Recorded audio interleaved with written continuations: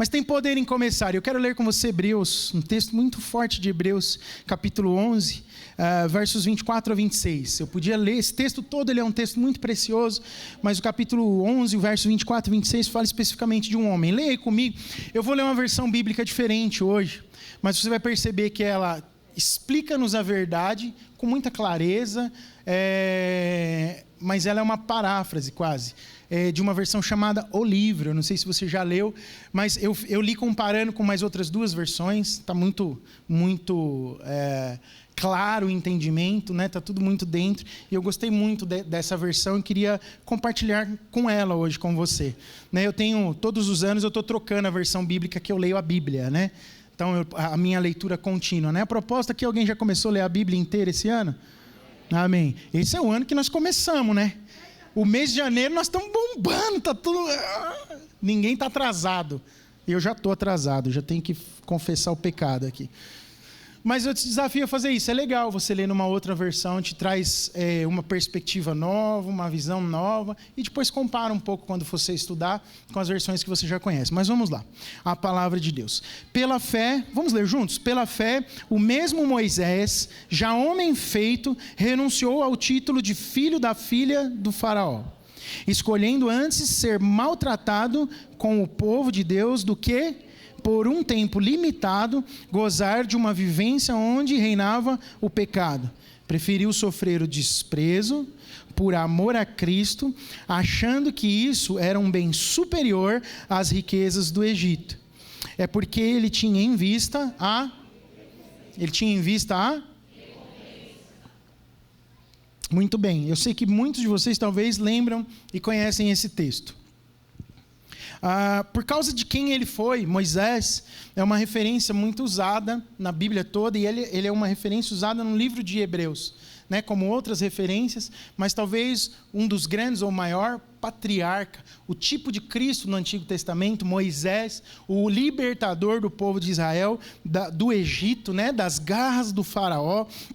Então ele é uma história muito famosa e muito conhecida, que virou, no nosso país, até tema de novela, né?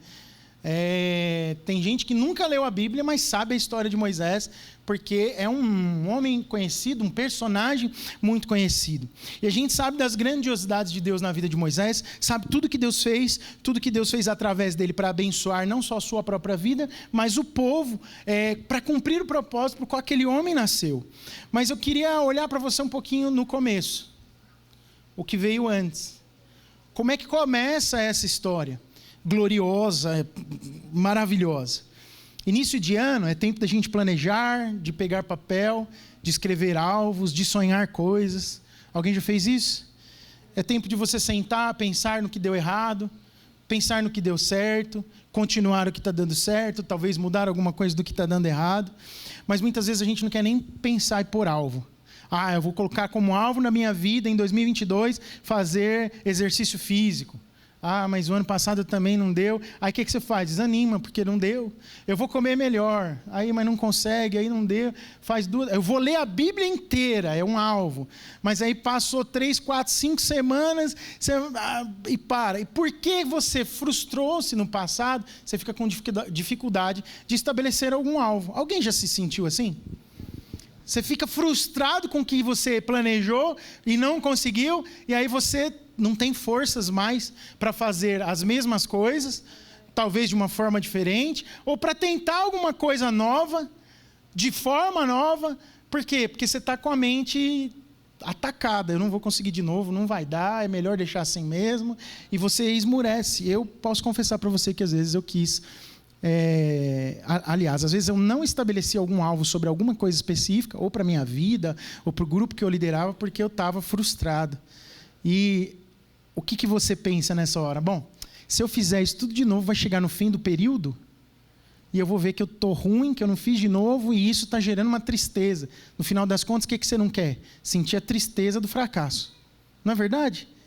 Então a gente, para não sentir a tristeza do fracasso, às vezes decide nem começar algo. Não vou nem dar o primeiro passo. Vou viver a vida do jeito que ela está. O mais desafiador de qualquer coisa que a gente tenta fazer é o quê? É o primeiro passo. É começar. Mas a gente jamais vai realizar alguma coisa grande E especialmente em Deus, se nós não começarmos, se nós não dermos o primeiro passo, se nós não planejarmos, se primeiramente a gente não buscar em Deus, se alimentar da sua palavra, ouvir homens de Deus, mulheres de Deus. Tem tanta coisa que a gente pode ler um livro, ouvir uma palavra, retomar uma palavra que Deus falou com você durante o ano e falar, eu vou ouvir essa palavra que me inspirou tanto para eu me inspirar de novo. Mas nós precisamos de força para conseguir dar o primeiro passo. Quantos concordam com o que eu estou dizendo? A história de Moisés não começa da forma ideal, não começa da melhor forma possível. Eu poderia pregar uns 3 domingos aqui só falando da história de Moisés. Acho que até mais do que 3 domingos. Mas vamos recapitular rapidamente. Primeiro, é um menino, um bebezinho que é colocado num cesto, num rio chamado Nilo. O povo hebreu, ele começa a ser perseguido por Faraó. Você lembra da história, né? E ele é perseguido porque a ordem é, matem todos os meninos hebreus abaixo de 2 anos de idade. Qual que era a estratégia do inferno? Era exterminar os hebreus. O medo de Faraó estava onde? O povo está se multiplicando e daqui a pouco eles são mais do que nós, os próprios egípcios. Então a mãe de Moisés toma uma decisão, dá um passo na direção de quê? De salvar o filho. O único passo que ela dá é numa direção, salvar o filho. Ela nem sabia quem seria Moisés, mas ela coloca ele num cesto e espera o incerto. Qual que é o incerto? Que alguém ache esse menino e possa criar ele. Na verdade, quem precisaria achar aquele menino era uma família egípcia. Eu ouvi esses dias que o rio Nilo é um rio de crocodilos. Alguém já ouviu falar disso? Tem crocodilos no Nilo. Você botaria o seu filho recém-nascido num cestinho, num rio onde tem crocodilos? Meu Deus, olha o tamanho de desespero, olha como o cerco estava fechado. Então esse é um dos começos da vida de Moisés, onde ele não podia nem tomar decisão nenhuma. Alguém tomou por ele, sua própria mãe. Qual foi a decisão? Eu vou tentar salvar a vida do meu filho botando ele num rio com crocodilos. Para ver se uma família egípcia, porque a ordem era para matar os hebreus abaixo de 2 anos, só hebreus, egípcios podiam viver.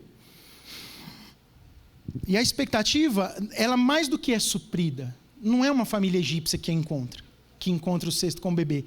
É a família egípcia. A filha de Faraó, que banhava-se no rio Nilo, e encontra o bebê. Meu Deus!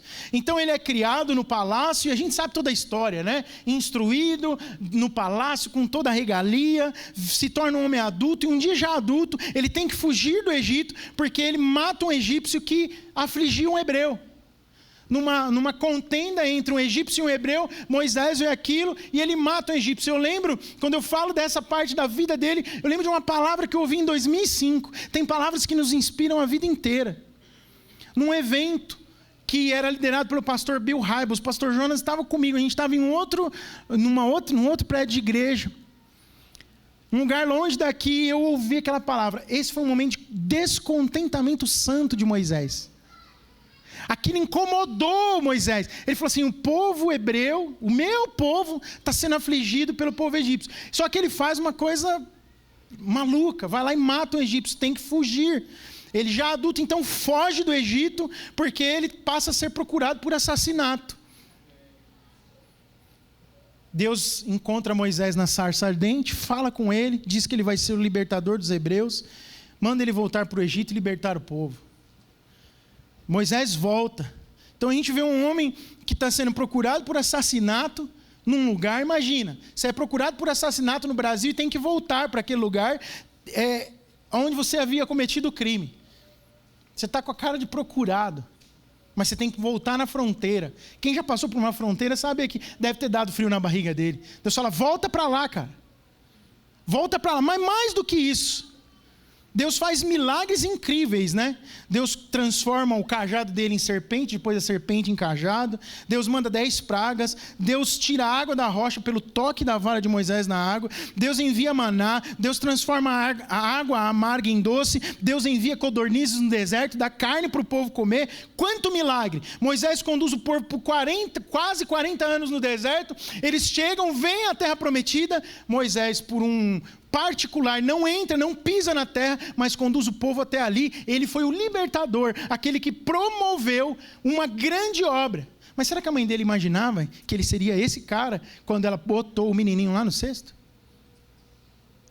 Será que ela sabia quem que ela estava pondo no cesto, pondo no rio?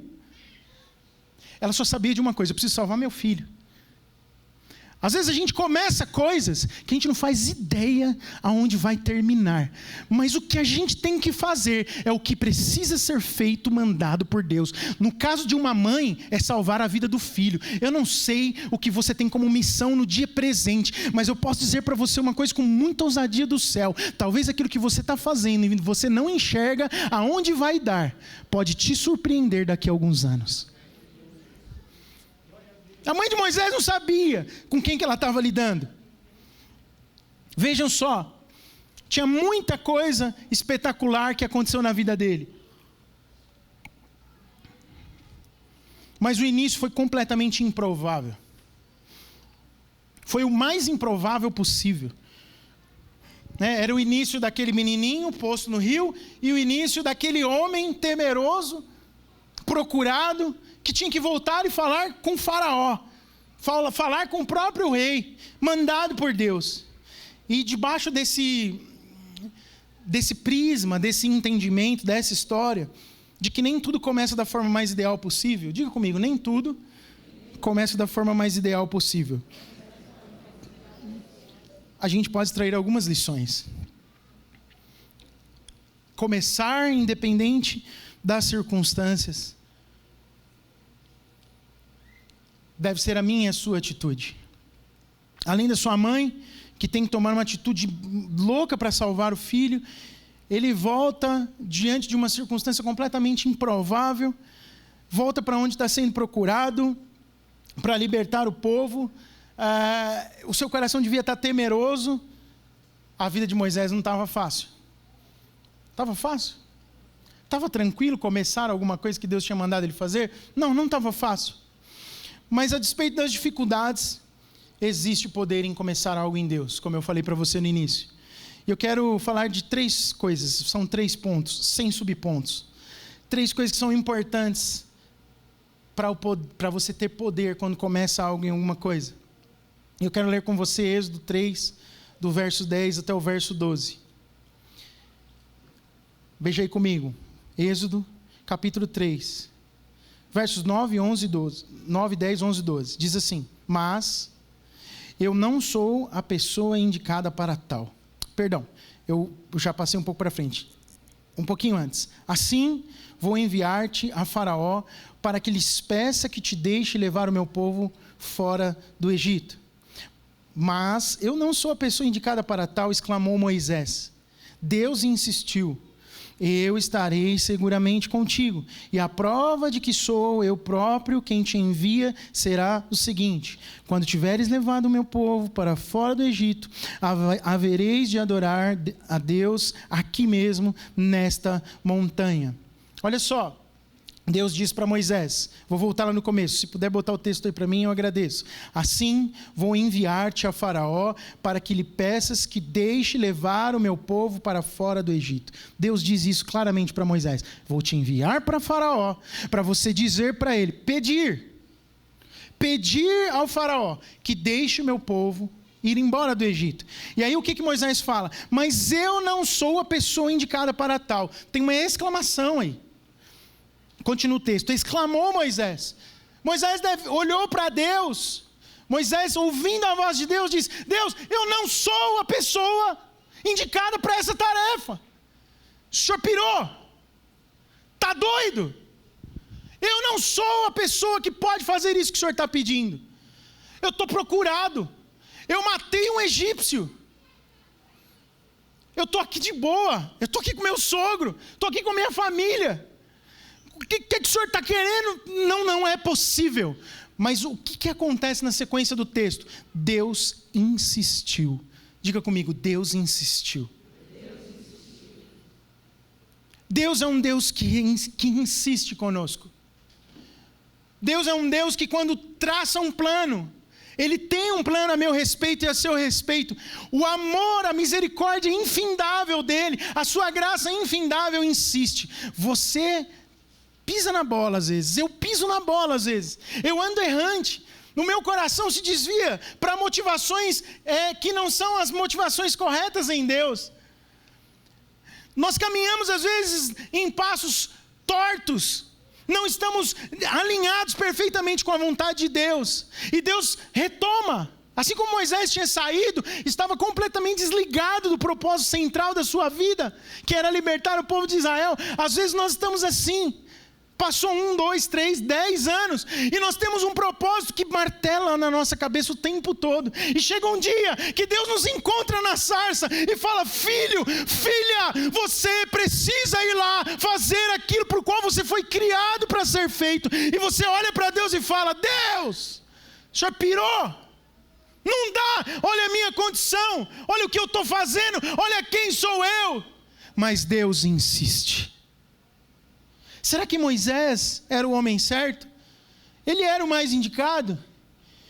Ele mesmo coloca os muitos impedimentos a respeito de sua própria vida, a respeito de si próprio, dizendo a Deus ele ser o mais improvável para essa missão. E Deus insiste com ele. Deus é um Deus que vai sempre insistir. A gente nunca vê o momento presente como o momento de começar algo. Nunca. Você nunca enxerga o momento hoje como o momento de fazer algo para Deus. Você talvez está me ouvindo aí em casa, você está me ouvindo aqui, você está lá na galeria, você está sentado aqui, pastor, mas começar o quê? Aonde? Para quê? O que o senhor está querendo dizer com isso? A gente nunca vê o agora como o momento certo para começar algo. A gente sempre tem que esperar alguma coisa acontecer para começar outra coisa. Tem sempre uma condicional. Não, eu vou começar a academia. Mas antes de começar a academia, se eu começar a correr agora, eu estou muito pesado, vai sobrecarregar o joelho, então eu vou começar um regime antes de fazer a academia. Mas para começar o regime, aí eu vou ter que ver lá em casa, né? Porque às vezes regime gasta um pouco mais de dinheiro, porque tem que começar a comprar coisa mais light. Não, mas aí não vai dar. Aí eu preciso orar para Deus me dar um novo emprego, para eu ter mais dinheiro, para conseguir comprar o que eu preciso comprar, para fazer... Você está percebendo? Às vezes Deus falou com você: olha, filho, é o tempo de você liderar um grupo.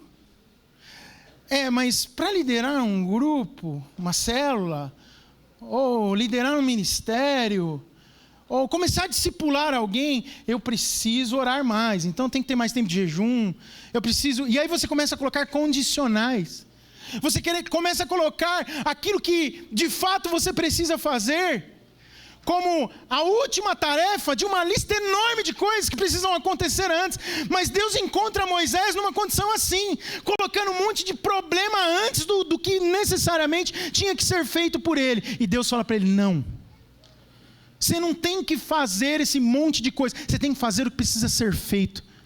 Então o primeiro ponto da palavra que eu falo com você é: comece aonde você está. Diga comigo: comece aonde está. Comece aonde está.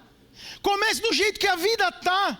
Se você já ouviu de Deus, se há um propósito designado por Deus para o teu coração, e você já é incomodado por Deus para isso, para de fugir de Deus. Deus insiste comigo, insiste com você. É um novo ano, é um momento de refletir sobre essas coisas também.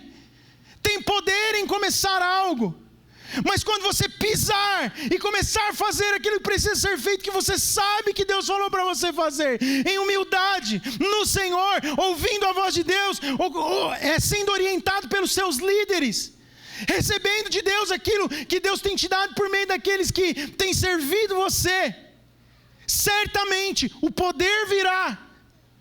Quando você começa de onde você está, certamente o poder virá. Moisés talvez não fosse realmente o homem mais preparado para aquela tarefa, aos olhos humanos. Algumas condições precisam ser alinhadas, e às vezes a gente até santifica essa justificativa nossa, né? Espiritualiza: nossa, eu preciso orar, eu tenho que colocar diante de Deus. A gente está sempre querendo arrumar alguma coisa como desculpa para fazer aquilo que a gente sabe que precisa ser feito. Olha só, a Bíblia fala que a chegada de Jesus ao mundo foi na plenitude dos tempos. Diga comigo: plenitude dos tempos. Se perguntassem para você hoje, Deus, quem crê em Deus aqui, diga amém. Amém. Crê que Ele é eterno? Amém. O atributo eterno de Deus é para nós, traz para nós um claro entendimento de que Deus conhece tudo que já aconteceu e que acontecerá. Tudo no passado, tudo no futuro, da maneira como nós compreendemos. Então Deus conhece 2022.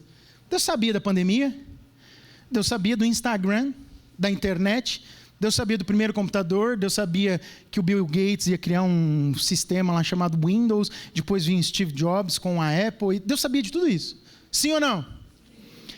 Se Deus sabia de tudo isso, de uma maneira lógica, vamos imaginar que você está sentado na cadeira, na mesa com Deus, planejando a plenitude dos tempos. Olha, vamos enviar Jesus na plenitude dos tempos para a terra. E ele precisa ser conhecido de todo o mundo, para que todos sejam salvos e para que todos possam recebê-lo como Salvador e a obra seja completa. Você, estrategicamente, planejaria mandar Jesus quando para a terra? Há 2000 anos atrás ou agora? Porque numa live no Instagram a gente mostrava o nascimento de Jesus para o mundo inteiro, né? Imagina os 3 magos no camelo, seguindo a estrela de Belém, fazendo a live no Instagram ali ao vivo. Pessoal, estamos aqui com os presentes que nós vamos levar para Jesus, porque a estrela nos orientou. A gente tem uma maneira muito humana, mas a Bíblia fala que Deus enviou Jesus na plenitude dos tempos. Que plenitude é essa? Plenitude dos tempos que faz o Deus, Criador dos céus e da terra, se particionar e enviar uma parte de si, o Deus triuno, por meio do seu Espírito, plantar a semente numa mulher para nascer num estábulo junto com animais, com cheiro de fezes de bicho, de ovelha, de vaca, e bota ele numa caminha, manjedoura de feno. Plenitude dos tempos. De que condições nós estamos falando? Será que José e Maria esperavam? Maria sabia quem que ela estava carregando, o anjo tinha falado. Ela já tinha aceitado o maior desafio da vida dela. Será que em algum momento ela não falou: Jesus, pelo amor de Deus, mas podia ter uma pousadinha pelo menos? Não. Uma cama quentinha, um banheiro para tomar um banho. Não tinha nada disso. As circunstâncias do ponto de vista lógico, natural e humano eram completamente impossíveis, mas havia um alinhamento eterno e foi Deus quem definiu que aquele dia, aquele momento, aquele lugar, aquele homem chamado José, aquela mulher chamada Maria, aquele jumentinho que não sabia quem era ele na história, fossem os escolhidos para a plenitude dos tempos de Deus na vida de Jesus e na vida da humanidade. Deus é quem define a plenitude dos tempos. Portanto, não é você achar que alguma coisa tem que estar diferente do que tinha que estar, que vai definir se é o momento ou não de fazer. Às vezes Deus está promovendo na nossa vida um momento de grande ensinamento por meio das circunstâncias que nós estamos vivendo. Quem de nós pode dizer que o tempo certo é o tempo das condições perfeitas? Eu posso ser ousado em dizer para você, quase sempre o tempo certo é o tempo das condições mais difíceis. O tempo certo de Deus fazer alguma coisa na minha e na sua vida não tem nada a ver com as circunstâncias alinhadas do ponto de vista natural e humano, porque nós não enxergamos um palmo à frente do nosso nariz. Mas se Deus nos manda fazer algo, se Deus nos impulsiona a fazer algo, se Ele tem nos dado vida e condição para viver, é porque Ele tem um propósito e um chamado para nós, e nós precisamos ouvi-lo. O mais importante não é nem como você vai fazer e nem onde você vai fazer, mas é quem está com você. Quem está com você? Deus fala para Josué, por exemplo, o sucessor de Moisés: aonde você pisar o teu pé eu vou estar com você e você possuirá. Por quê? Por que ele vai possuir? Porque Deus está com ele. Irmão, irmã, você que me ouve, que ouve essa palavra nesta manhã, ou em algum outro horário, eu quero dizer uma coisa para você. Se você tem problemas na sua família, se você tem problemas no trabalho, se você está com problema na igreja, se você está com problema onde quer que seja, não importa. Se há uma palavra de Deus para a tua vida, para de perder tempo, arregaça as tuas mangas, faça o que Deus te mandou fazer. Não se preocupe se as condições não são aquelas que você planejou. Não importa quais sejam as condições, o importante é saber que Deus está com você e que é uma palavra liberada de Deus para ser feito. Não importa a oposição que você venha sofrer, é tempo de arregaçar as mangas e fazer aquilo que Deus te mandou fazer. Será que o cenário da mãe de Moisés era ideal? Não, não era. Desnecessário eu falar isso de novo. Será que o cenário do nascimento de Jesus era ideal? Não, também não era. É desnecessário falar. Será que o cenário do Moisés adulto era ideal? Não, não era. Mas eles fizeram aquilo que precisava ser feito. Diga, precisava. Tem coisa que precisa ser feita. Me escuta. Olha para mim. Desvia toda a distração agora. Presta bem atenção no que eu vou dizer para você agora. Tem coisa que precisa ser feita por você. Tem coisa que Deus chamou você para fazer. Tem coisa que Ele espera que você faça. Não espere um grande evento. Seja humilde, responda a Deus. Quer ter um nome exaltado? Quer fazer coisas grandiosas? O primeiro passo está sempre fora dos alinhamentos ideais da tua mente fantasiosa, ou da minha mente fantasiosa. O primeiro passo quase sempre vai ser no meio do caos. Mas quem faz é o Senhor.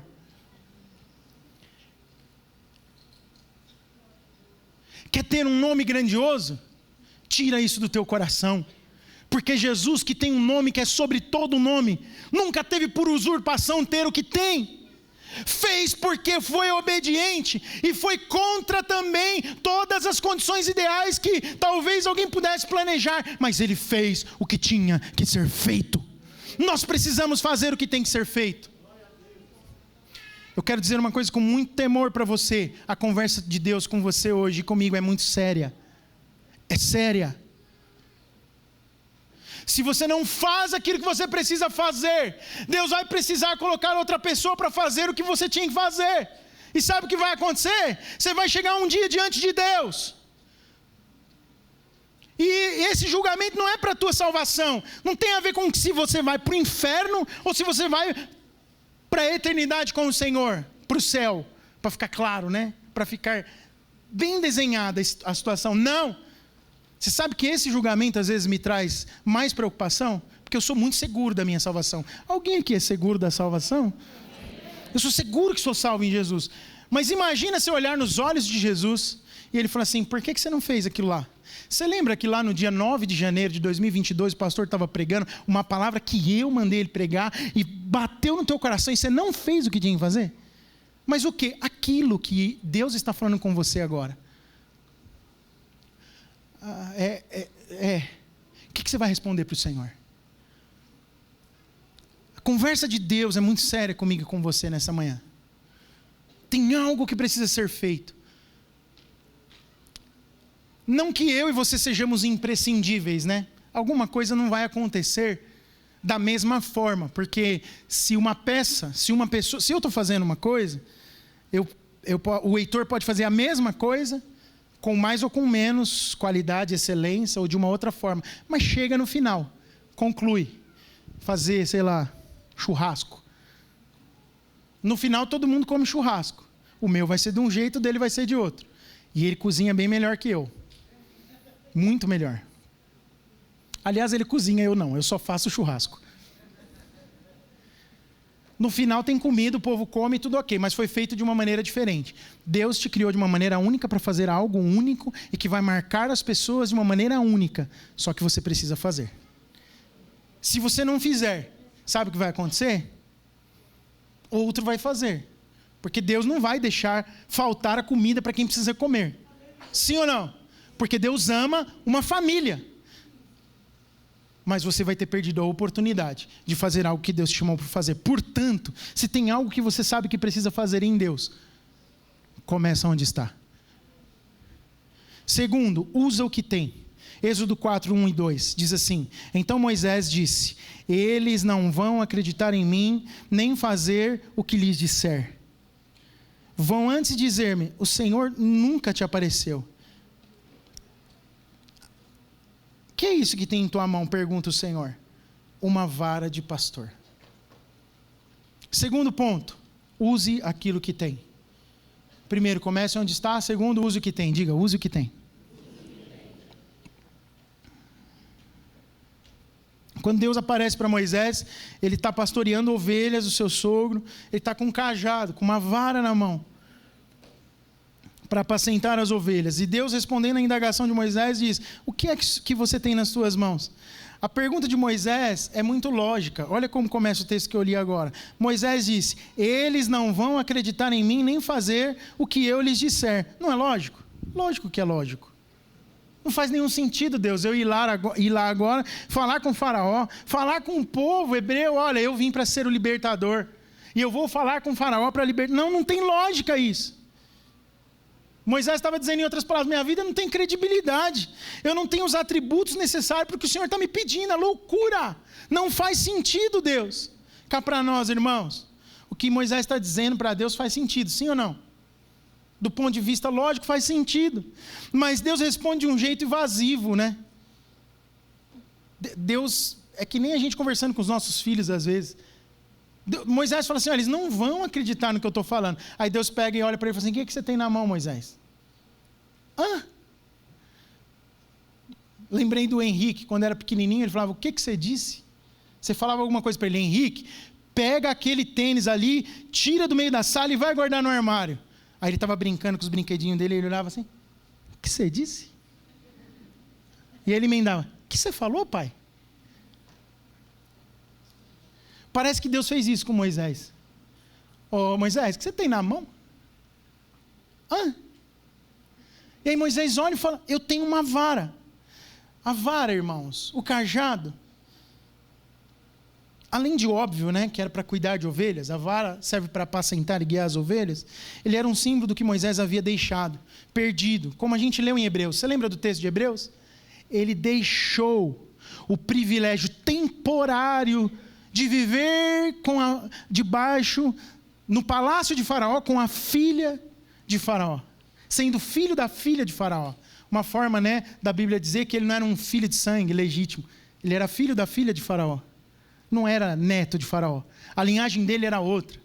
Mas ele deixou esse privilégio temporário. Então, a vara na mão dele, apacentando ovelhas naquele momento, era um símbolo de que ele tinha perdido esse glamour, e que agora definia ele quem ele era: um simples pastor de ovelhas, de filho da filha de Faraó, no palácio. Agora ele é um simples pastor, que mexia com lama, com sujeira, que ficava no campo, que não tinha condições, que não tinha status. Uma vara é algo simples, não tem glamour, beleza, mas foi com aquela vara que ele toca no Nilo, e as águas no Nilo transformam-se em sangue. Foi com aquela vara que ele toca numa rocha, quando o povo está sedento e não tem água para beber no deserto, e Deus de maneira milagrosa faz sair água de uma rocha para que o povo mate a sua sede. Foi com aquela vara, símbolo de um esvaziamento, de uma aparente falta de poder, que Moisés toca no Mar Vermelho, quando tem um exército querendo matar e oprimir o povo. Deus manda ele tocar com aquela vara, o mar se abre, o povo passa em seco e o exército morre afogado. Era a vara da vergonha que Deus transforma em poder. É aquilo que ele tem na mão que Deus usa para mostrar a tua glória. Deus pode usar a sua vergonha para mostrar a glória dele. E é exatamente isso que Deus faz. Pega aquilo que tem menos valor em nós, que nós damos menos valor, e pergunta para nós: o que você tem na sua mão? Senhor, é um talento pequenininho, eu toco malemar um violão. Senhor, é uma experiência pequenininha. Senhor, o que eu tenho na minha mão é só conseguir cumprimentar as pessoas, porque antes eu nem saía do quarto, hoje eu consigo dar a mão para as pessoas e falar bom dia. Senhor, é quase nada. Senhor, eu só sei fazer arroz e feijão e sustentar a minha família. Senhor, eu não sei fazer nada de extraordinário, eu só sei cuidar dos meus filhos. Tudo que você sabe fazer pode ser usado para a glória de Deus. E se você, mãe, acha que só o que você consegue fazer é cuidar dos seus filhos, tem uma palavra de Deus para você. Recebe essa palavra se ela faz sentido para você. Você pode gerar muitos filhos espirituais, e esse pode ser um ano da maior colheita na sua vida, e crianças que estão órfãos de pai e mãe espirituais podem encontrar em você o privilégio de conhecer Jesus. Deus pode fazer através de você, usando aquilo que você acha que não serve para nada.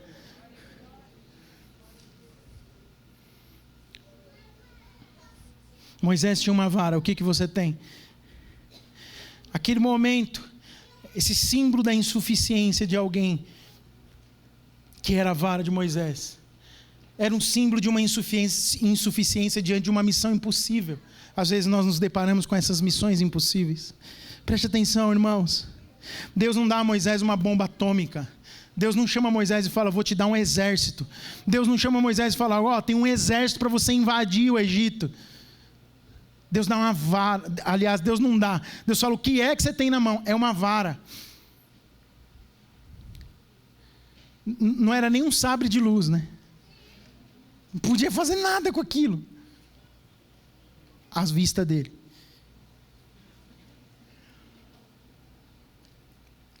Sabe o que isso significa?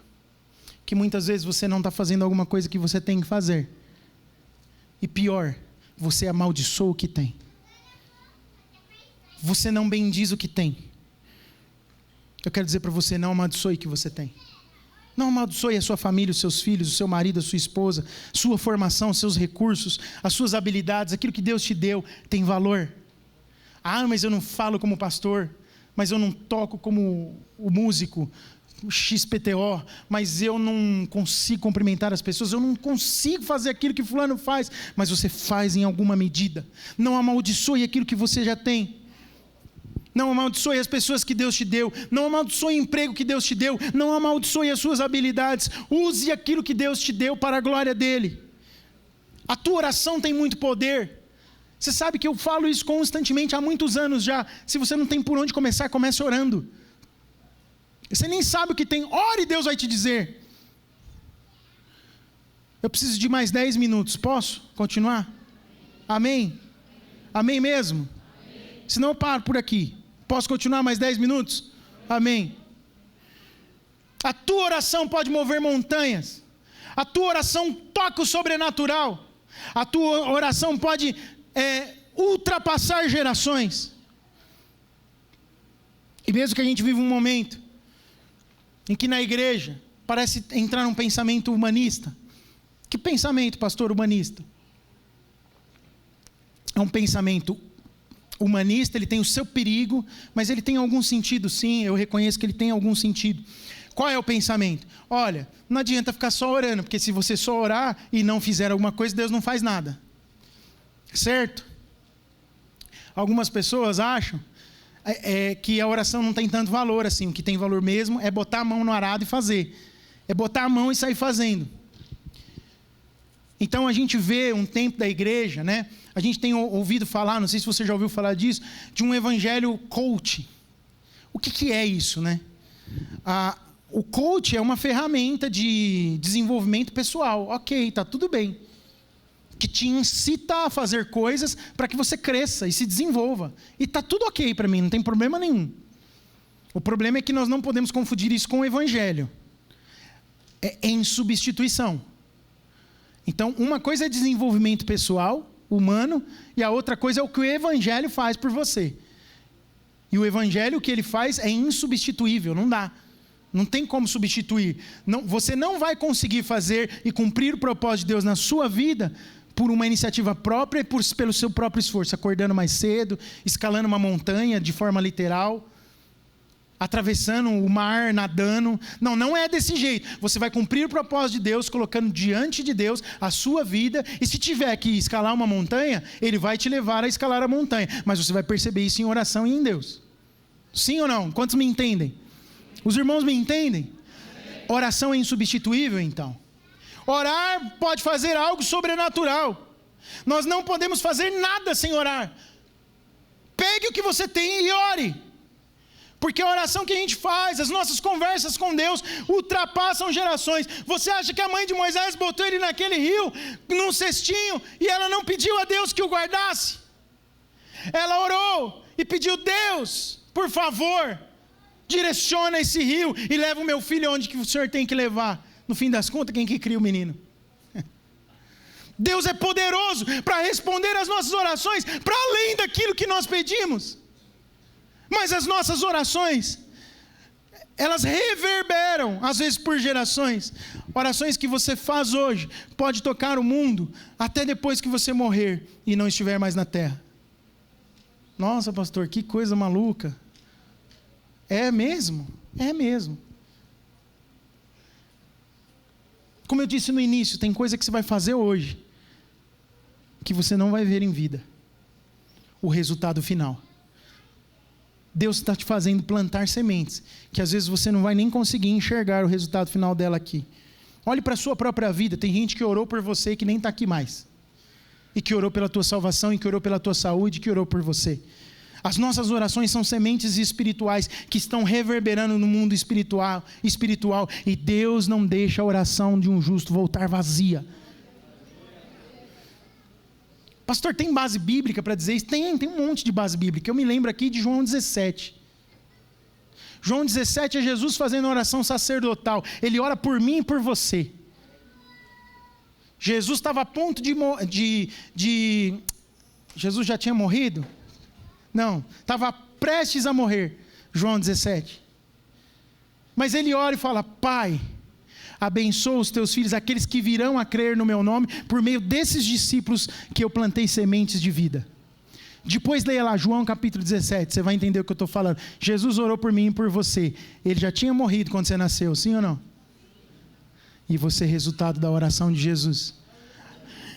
Eu lembro das orações da minha mãe. Eu lembro de uma vez quando eu era muito pequeno e um pastor profetizou uma palavra sobre a minha vida. Tanto o pastor quanto minha mãe ainda não morreram, né? Vai demorar muito ainda para morrer. Mas eu encontrei o filho desse pastor recentemente, pastor Miguel. Os pastores mais antigos aqui devem lembrar. E eu lembro que eu era pequeno, foi a primeira vez que alguém orou por mim, a minha perna bambeou, eu caí no chão, eu era uma criança. E aquilo foi muito esquisito. Eu estava na minha casa, tinha um culto doméstico ali. E quando eu levantei, ele disse para minha mãe, não disse nem para mim: olha, seu filho será um pastor. E ele orou por mim, liberou uma palavra. E muitos anos depois Deus fez algo. E hoje eu sou um pastor. Alguém orou por mim também sobre isso. Muitos outros oraram depois. A nossa oração tem poder. O que você precisa orar? Tem alguma coisa que está difícil, você só enxerga a vara na mão e não consegue enxergar o que Deus pode fazer com essa vara? Coloque isso em oração diante de Deus. Então, primeiro, começa da onde está. Segundo, use o que você tem na mão. E terceiro, para terminar, faça o que você pode fazer. Êxodo 4, 10 a 12 diz assim: disse, porém, Moisés ao Senhor: mas, Senhor, eu não sou um bom orador. Eu nunca fui sequer, nem mesmo agora, depois de me teres falado. Sou de fala presa, tenho a língua pesada. Mas quem foi que fez o homem falar? Perguntou o Senhor. Não fui eu, o Senhor? Não sou eu quem faz as pessoas falarem ou não, ouvirem ou não, verem ou não? Então vai e faz o que eu te disse, porque serei quem te ajudará a falar como deve ser. Eu próprio te direi o que deves falar.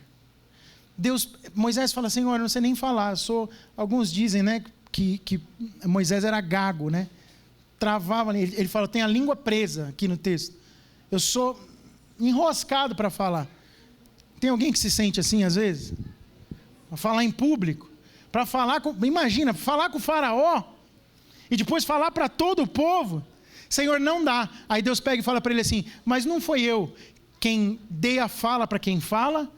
a audição para quem ouve e a visão para quem vê. Se você for então para Isaías 40, meu Deus, foi Deus quem deu tudo para quem tem. Então se fui eu, aí Deus conclui com Moisés e diz assim: vai lá que eu vou te dizer o que você tem que falar, e na hora de acontecer o que tem que acontecer, vai acontecer, porque sou eu quem vai fazer, não é você. Terceiro ponto, faça o que você pode fazer. O que Moisés podia fazer? Falar de maneira gaga. Era o que ele entendia que ele podia fazer. Senhor, o que eu posso? É isso. Deus falou, vai lá e faz. E quando ele chegou diante de Faraó, eu tenho certeza que o Espírito do Senhor tomou ele. E ele falou, eu vim aqui para pedir ao Senhor, deixa o povo hebreu sair. Sem uma palavra tropeçada. Eu tenho certeza que Deus fez algo poderoso na vida dele e usou a vida dele. O que ele tinha na mão? Uma fala gaga. O que ele tinha de ferramenta? Algo completamente inviável para aquele momento. Deixa eu perguntar uma coisa para você. O que você quer fazer? O que você pode fazer? Você pode acabar com a pobreza do mundo? Não, mas você pode contribuir com as cestas básicas mensais da igreja. E matar a fome de algumas famílias. Você pode salvar o Brasil inteiro? Mas você pode falar de Jesus o ano inteiro para pelo menos uma pessoa. Você tem 365 oportunidades. Se você tirar todos os finais de semana, talvez você tenha todos os dias úteis do ano para falar do amor de Deus para alguém na sua escola, no seu trabalho, nas suas vizinhanças. Você não precisa salvar o mundo inteiro, mas você pode falar para uma pessoa só. E pode começar hoje. Senhor, eu vou orar por essa pessoa o ano inteiro. Eu vou ver um milagre de Deus na vida dela. O que você pode fazer? Você pode fazer o evangelho chegar aos 4 cantos da terra? Você pode pegar um avião agora e ir lá para a Índia e chegar para o pastor Balaciva e falar, pastorzão, cheguei, nós vamos evangelizar a Índia inteira hoje. Você pode fazer isso essa semana? Sim ou não? Mas você pode abençoar a vida deles e mandar uma oferta de R$10 todo mês e orar pela vida da igreja na Índia. Pode ou não pode?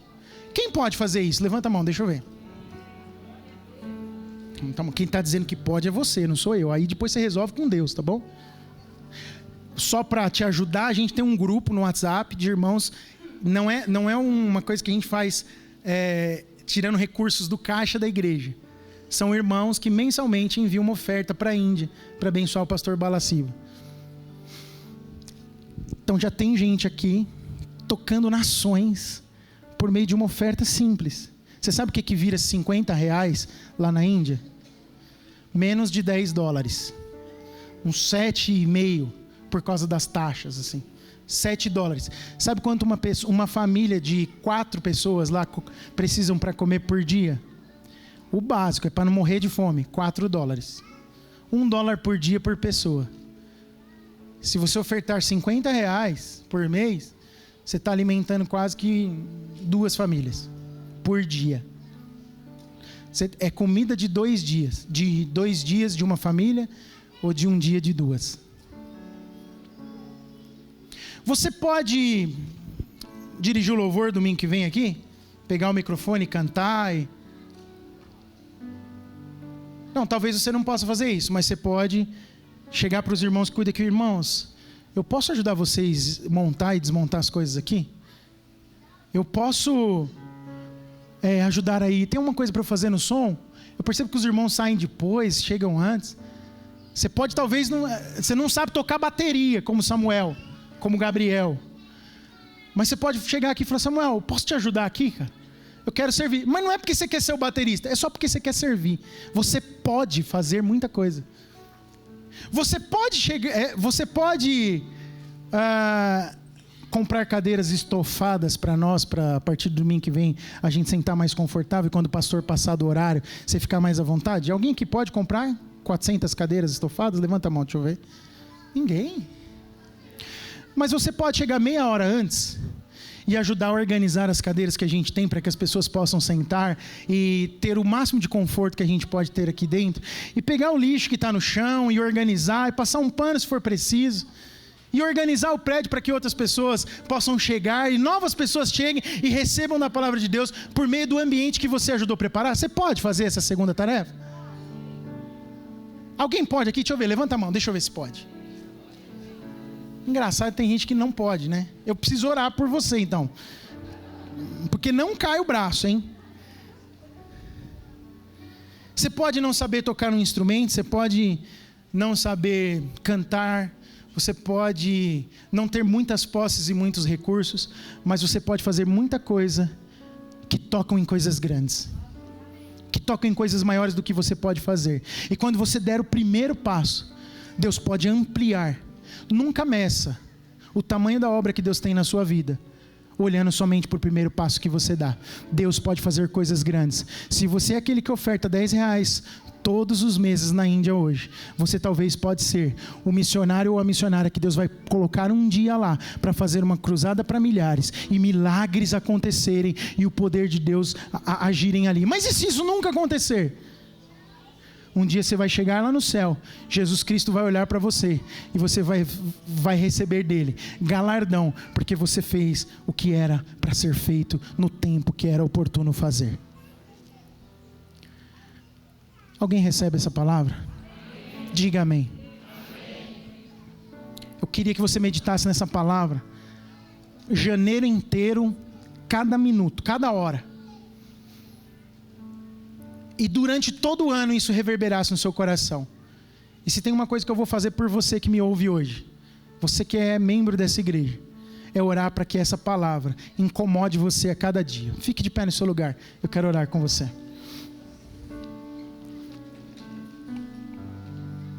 Feche os seus olhos. Põe a mão no seu coração aí.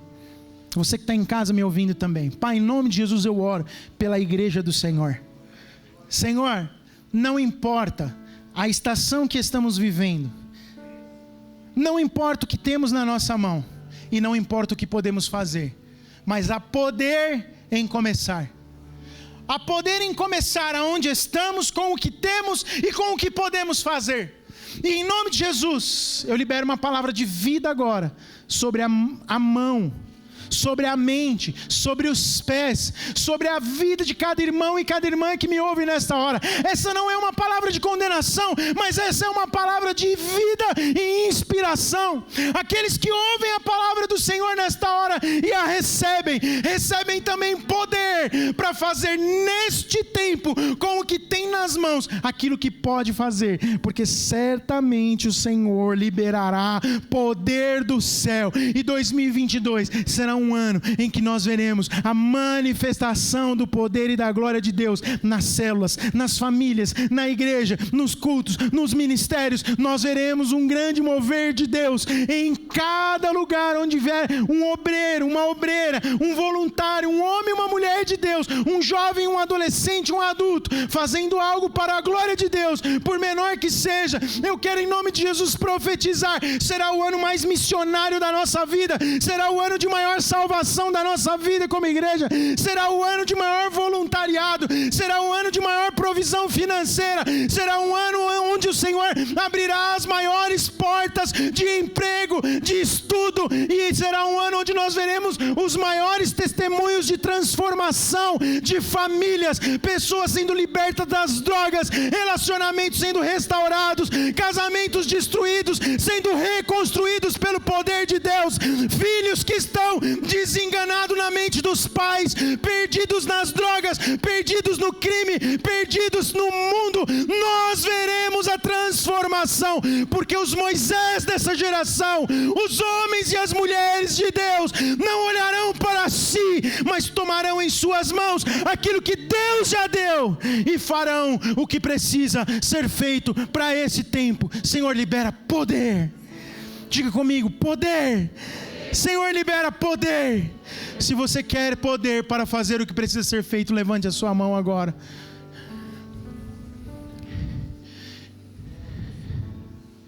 E sintam poder. Espírito Santo, libera poder. Dá uma experiência nova àquele que me ouve nessa hora. um sinal, Jesus. Dá um sinal, Senhor. Cura as feridas. Restaura histórias. Perdoa-nos pelos erros do passado e libera poder para uma obra nova, para um tempo novo.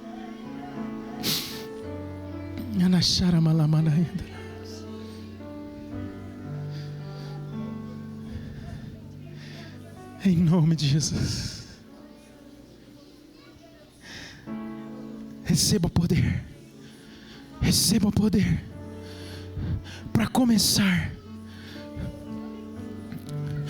o Senhor te dá ousadia para dar o primeiro passo hoje.